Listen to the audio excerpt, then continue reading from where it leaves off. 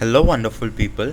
Welcome to our health channel where today I'll be talking about the two natural ingredients for a hair strength and better hair texture. That is, number one, mustard oil, and the second ingredient, that is almonds.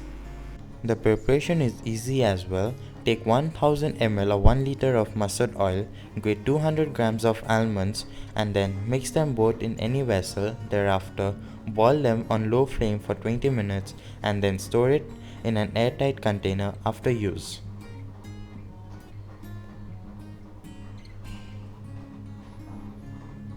The application: take this oil in your palm and gently apply to the roots of the hair 2 hours before hair wash.